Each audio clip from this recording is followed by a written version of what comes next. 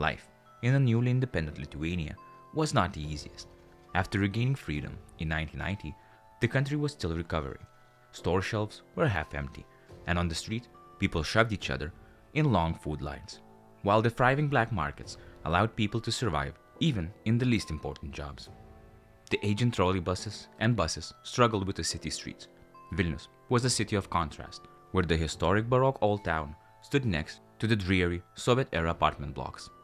But no one was expecting the country would be shocked a crime of unimaginable brutality, a crime that would lead to the first death sentence in independent Lithuania's history. But who was that man?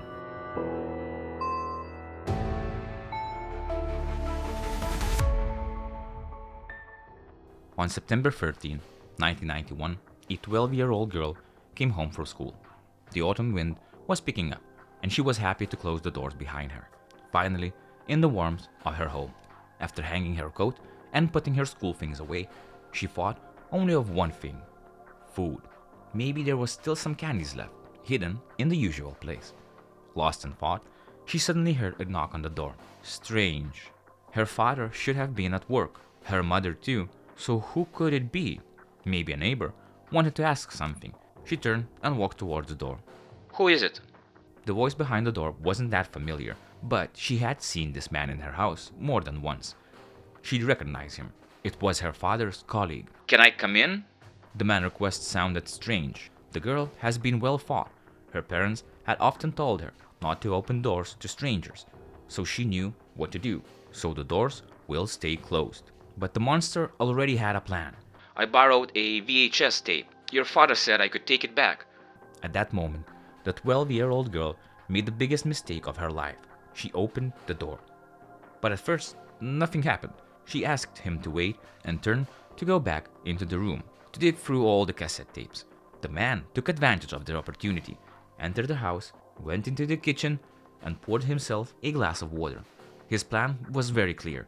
He already targeted the TV, the video player, and a few other items he hoped to steal.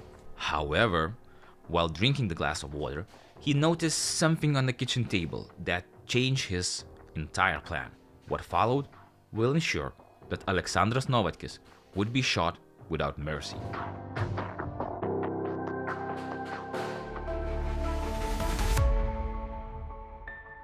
Aleksandras Novatkis, born in 1968, was a 23-year-old man of lean build with a criminal past. He barely completed 8 grades at a special school, and by the time he was 15, he had already caught the attention of the police. After several thefts, he was sent to a juvenile detention center, from which he was released only upon reaching adulthood. Upon returning to freedom, he found work as an operator at a silicate product factory. Soon, he married and had a son, but his marriage lasted less than 2 years. That morning, Novatkis called a friend and suggesting they have a good time. Maybe drink a bottle of vodka, or 2, or 3. They met on a hill near a kindergarten in Naujininkai. The first sips felt so good, they revived the two men. As the conversations grew and both men got drunk, Novatkis' colleague Stanislavas joined in. After finishing the first bottle, Stanislavas suggested continuing the drinking at his apartment. "My wife's not home, so it's all free," he said. After a couple more bottles, they went to the apartment. When they watched TV, talked, and kept drinking. But Novatkis felt jealousy and greed. The TV and video recorder drew his attentions and stirred up anger. He wanted to have those things too. This envy led to the tragic events that followed. After drinking 2 more bottles at Stanislavas' apartment, the men decided to go to Stanislavas' garage. Their plan was to have a few beers after all that vodka and maybe wash the owner's Moskvich, an old Russian car that was popular in Lithuania at that time. At some point, Stanislavas went out to buy more alcohol, and completely drunk Novatkis, even though he didn't know how to drive, decided to take the car for a ride. As one might expect, the ride ended in an accident. The Moskvich crashed into the garage wall, seriously damaging the car. Novatkis was confused, but too drunk to fully understand the situation. However, Stanislavas understood everything clearly. When he returned and saw the damaged car, he punched Novatkis in the face, knocked him to the ground, and demanded 500 rubles as compensation for the damaged fender. Eventually, Realizing that it was impossible to communicate with Novatkis, either due to his drunkenness or his unwilling to acknowledge the situation, Stanislavas told him to leave the garage and go back to work. Opinions on this moment vary. Some believe this incident led to the events that followed, while others think everything was planned from the start and this had no effect on Novatkis. Regardless of what and why, at the moment, Novatkis made a decision he has been thinking about for a long time: to rob his colleague's apartment. He headed towards Stanislavas' home, perhaps not even realizing that he would soon become a murderer.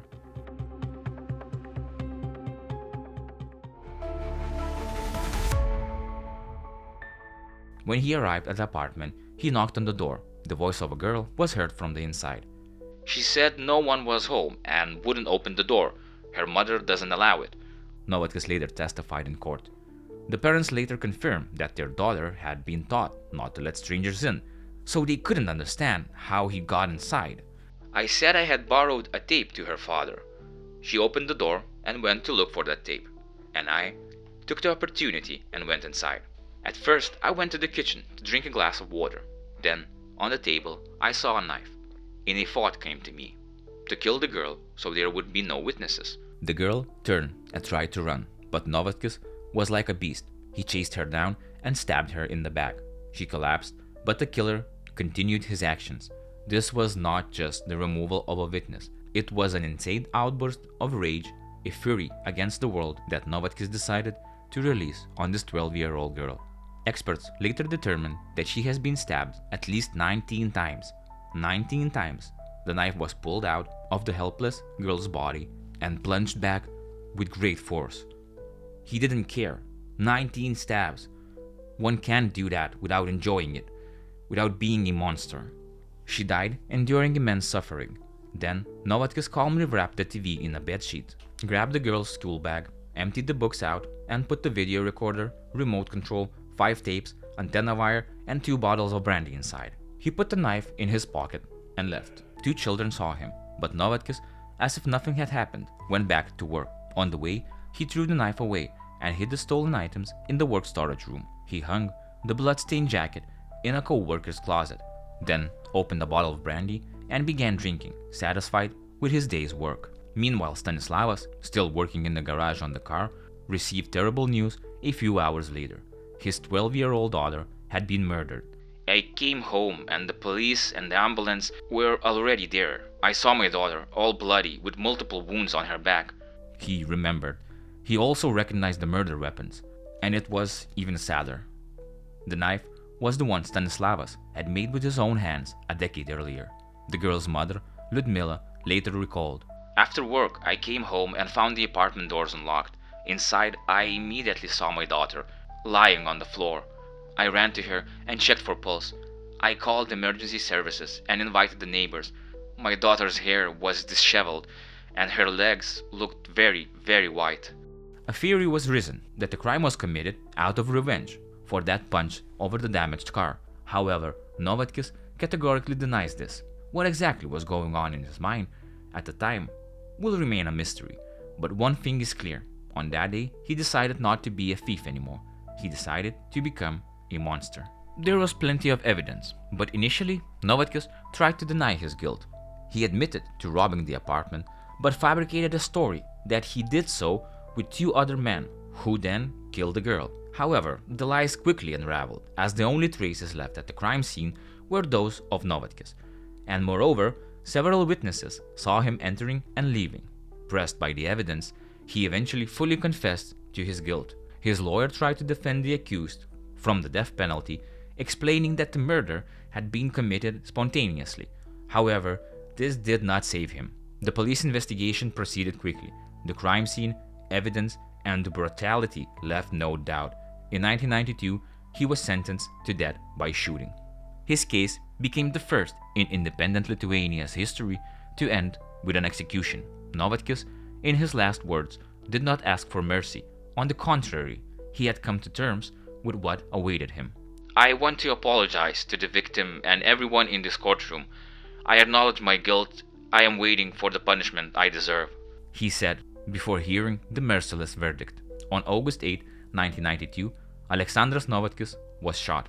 He was only 24 years old at the time. His crime remained one of the first and darkest moments in modern Lithuanian history.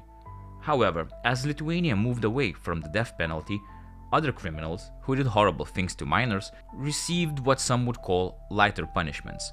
In 2007, Alma Bružaitė was sentenced to prison for the murder of her 2 children. In 2017, a 4-year-old boy was killed by violence carried out by his mother and her partner in Kėdainiai. These sentences were severe, but unlike Novatkis, these criminals will spend the rest of their lives behind bars. I will be discussing these crimes in the future, so if you're interested, don't forget to subscribe.